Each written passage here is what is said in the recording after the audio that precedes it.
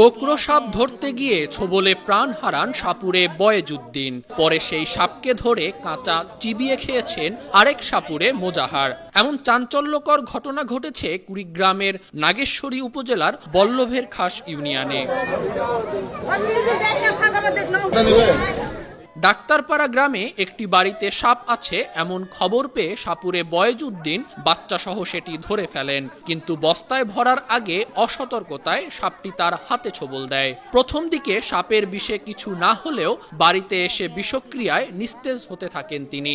দ্রুত ভুরুঙ্গামারী স্বাস্থ্য কমপ্লেক্সে নেওয়া হলে তাকে মৃত ঘোষণা করেন চিকিৎসক। মরদেহ আনার খবর পেয়ে বয়েজউদ্দিনের বাড়িতে আসেন সাপুরে মোজাহার। পরে গোকরো সাপটিকে ধরে কাঁচা খেয়ে ফেলেন তিনি। এ দৃশ্য দেখতে ভিড় করেন অসংখ্য মানুষ। মারা গেছে, ওটা মেডিকেলে নিয়ে যাবে লাভ নাই, তাও ওরা মেডিকেলে নিয়ে গেছে। নিয়ে যাওয়ার পর মেডিকেল থেকে ফিরে আসার পর এখানকার ময় মুরব্বী আমাকে ফোন দিছে যে আপনি একটু আসেন, এসে একটু সান্ত্বনা দিয়ে যান।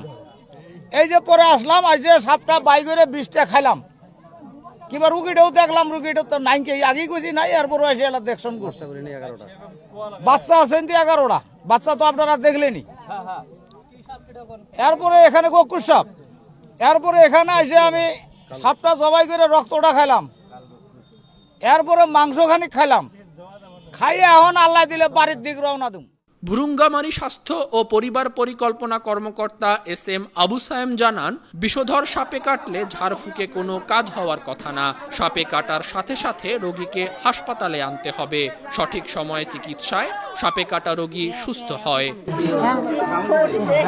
News desk, 52 TV.